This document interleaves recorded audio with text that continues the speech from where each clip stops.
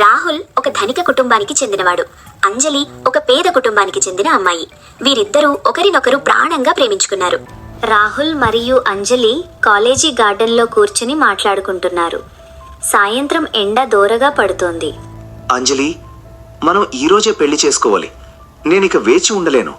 ఇప్పుడే గుడికి వెళదాం. వద్దు రాహుల్, నా చదువు ఇంకా పూర్తి కాలేదు. నాన్న కల ఏమైపోతుంది? ఇప్పుడు పెళ్లి వద్దు. చదువు పెళ్లి తర్వాత కూడా చేయొచ్చు.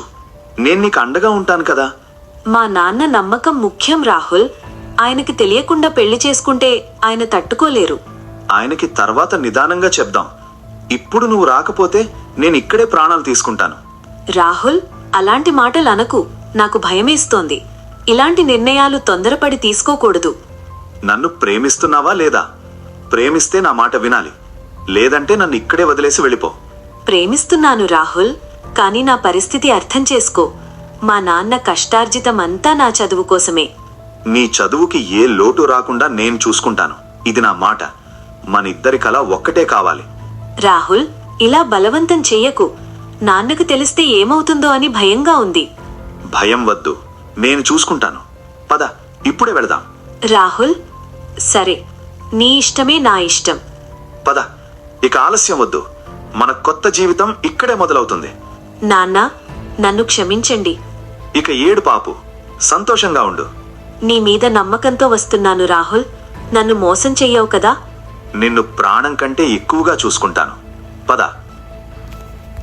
రాహుల్ స్నేహితులు విక్కీ మరియు కిరణ్ మాట్లాడుకుంటున్నారు. రాహుల్ పెళ్లివార్త విని వారు ఆశ్చర్యపోతున్నారు. అరే కిరణ్, రాహుల్ గాడు నిజంగానే అంజలిని పెళ్లి చేసుకున్నాడా? అవున్రా, వాడా ప్రాంక్ని ఎంత సీరియస్గా తీసుకుంటాడని నేను అస్సలు అనుకోలేదు. జీవితం ఏమవుతుందో? రాహుల్కిది కేవలం ఒక ఆట మాత్రమే అని తెలిస్తే తను తట్టుకోలేదు. వాడా అమ్మాయిని మోసం చేస్తున్నాడా లేక నిజంగానే ప్రేమిస్తున్నాడా అనేది వాడికే తెలియాలి. రాహుల్ మరియు అంజలి పెళ్లి బట్టలతో ఇంటి గుమ్మం దగ్గర నిలబడి ఉన్నారు. రాజేశ్వరి మరియు ఆమె కూతురు రాహుల్ అక్క సుమతి వారిని చూసి తీవ్రమైన ఆగ్రహంతో ఉన్నారు. సుమతి తన అంతస్తు పట్ల చాలా గర్వంగా ఉండే మనిషి. రాహుల్, ఏందిది? మాకు చెప్పకుండా ఈ దిక్కులేని దానిని పెళ్లి చేసుకుంటావా? మా పరువేం కావాలే? అమ్మా, అంజలి నా భార్య. తనని లోపలికి రానివ్వు. అస్సలు కుదరదు. ఈ గడప దాటి లోపలికి రావడానికి వీల్లేదు. ఇప్పుడే, ఈ క్షణమే నా కళ్ల ముందు నుండి వెళ్ళిపోండి. అవును రాహుల్, అంతస్తు లేని ఈమె మన ఇంటి కోడలి ఎలా అవుతుంది? బయటికి వెళ్ళండి. అమ్మా, ఇంత కఠినంగా ఉండకు. మాకు వేరే దారి లేదు.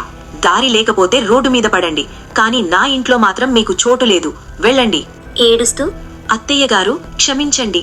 నా నాన్నని ఎదిరించి మీ మీద నమ్మకంతో వచ్చాను. నన్ను అత్తయ్య అని పిలిచే అర్హత నీకు లేదు. Get out. రాహుల్, మాట్లాడు. ఏదో ఒకటి చెప్పు. మనం కలిసి ఉంటామని మాట ఇచ్చావు కదా? అంజలి, అమ్మ కోపం చూస్తున్నావు కదా. నేనేం చేయగలను? అంటే ఇప్పుడు నన్ను రోడ్డు మీద వదిలేస్తావా? నీకోసం నా సర్వస్వం వదులుకుని వచ్చాను రాహుల్. కానీ నేను నా ఆస్తిని, నా కుటుంబాన్ని వదులుకోలేను అంజలి. అమ్మ మాట కాదనలేను. ప్రాణం కంటే ఎక్కువగా చూసుకుంటానని అప్పుడు అన్నావు. ఇప్పుడేమో ఆస్తి ముఖ్యం అంటున్నావా? పరిస్థితులు మారాయి అంజలి. నువ్వు మీ ఇంటికి వెళ్ళిపో. నేను మా ఇంట్లోనే ఉంటాను. అమ్మని వదిలి నేను రాలేను. రాహుల్, ఏమంటున్నావు? నన్ను ఒంటరిని చేస్తావా? ఈ పెళ్లి బట్టలతో నేను ఎక్కడికి వెళ్ళాలి? నాకు వేరే దారి లేదు అంజలి. నా వల్ల కాదు. వెళ్ళిపో. రాహుల్ వదిలేయడంతో అంజలి ఒంటరిగా తన తండ్రి ఇంటికి వెళుతుంది. తండ్రి గుమ్మం దగ్గర కూర్చొని ఏగుస్తున్నాడు. నాన్న, నన్ను క్షమించండి నాన్న. రాహుల్ నన్ను వదిలేశాడు నాన్న. నువ్వు నా కూతురువి కాదు. నిన్ను ఆఫీసర్ చెయ్యాలని నేను రక్తం కూడు చేసుకుంటే నువ్వు నాకు చెప్పకుండా పెళ్లి చేసుకుంటావా? నాన్న, నాకిప్పుడు ఎవరూ లేరు నాన్న. నన్ను ఇంట్లోకి రానివ్వండి. నమ్మకం పోయింది అంజలి.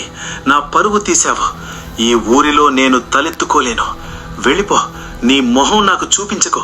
నాకు ఎవ్వరూ వద్దు. నా కూతురు చనిపోయింది అనుకుంటాను. వెళ్ళండి ఇక్కడ నుండి. అంజలిని రోడ్డు మీద వదిలేసిన తర్వాత రాహుల్ తన స్నేహితులతో కలిసి పార్టీ చేసుకుంటున్నాడు. అతను ఏమాత్రం బాధపడకుండా చాలా సంతోషంగా ఉన్నాడు. అరే రాహుల్, నిజంగానే ఆ అమ్మాయిని రోడ్డు మీద వదిలేసి వచ్చావా? నీకు మనసు లేదారా? మనసా? అదుంటే ఈ పందెం ఎలా గెలుస్తాన్రా? అమ్మ తిట్టగానే తను వెళ్ళిపోయింది. నేను లోపలికి వచ్చేసాను. సింపుల్. కానీ రాహుల్, తనిప్పుడు ఎక్కడికి వెళ్తుంది? తనకి ఎవ్వరూ లేరు కదా. అది తన ప్రాబ్లం కిరణ్. నా లైఫ్ నాకు ముఖ్యం. మా అమ్మ ఆస్తి ఇవ్వనంటే నేను ఎలా బతుకుతాను? ఆ అమ్మాయి కోసం నా లగ్జరీ లైఫ్ని వదులుకోలేను. నువ్వు చాలా డేంజర్ రా. ఒక అమ్మాయి జీవితాన్ని నాశనం చేసి ఇలా పార్టీ చేసుకుంటున్నావు. చూడండి ఫ్రెండ్స్, లైఫ్ అంటే ఒక గేమ్. నేను గెలిచాను, తను ఓడిపోయింది, అంతే. ఎంజాయ్ చేయండి. తండ్రి కూడా వెళ్లగొట్టడంతో అంజలికి వెళ్లడానికి చోటు లేదు. ఆమె పెళ్లి బట్టలతోని ఒక పాత బస్టాప్లో ఒంటరిగా కూర్చుని ఏడుస్తోంది. చుట్టూ చీకటి, భయంకరమైన నిశ్శబ్దం.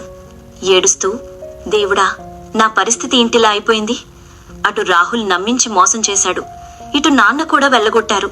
ఈ పెళ్లి బట్టలతో ఈ అర్ధరాత్రి నేనెక్కడికి వెళ్ళాలి? నా జీవితం ఇలా రోడ్డు మీద పడుతుందని అస్సలు అనుకోలేదు. రాహుల్, నీ మీద నమ్మకంతో నాన్నని ఎదిరించాను, కానీ నువ్వు ఆస్తి కోసం నన్నింత ఈజీగా వదిలేస్తావా? ఇప్పుడు నా ముందున్న దారి ఏంటి? చనిపోవాలా, లేక ఈ లోకంతో పోరాడాలా? నాకంటూ ఎవరూ లేరు. ప్రేమ కోసం తీసుకున్న ఒక నిర్ణయం అంజలి జీవితాన్ని పూర్తిగా తలకిందులు చేసింది.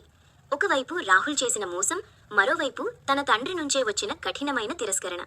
ఈ అర్ధరాత్రి వేళ ఎవ్వరూ లేని వీధిలో అంజలి ఒంటరిగా ఎక్కడికి నడుస్తోంది? ఆమె ముందున్న దారి నిజంగా ఏ మలుపు తిరగబోతోంది? ఇది తెలుసుకోవాలంటే తదుపరి ఎపిసోడ్లో చూద్దాం.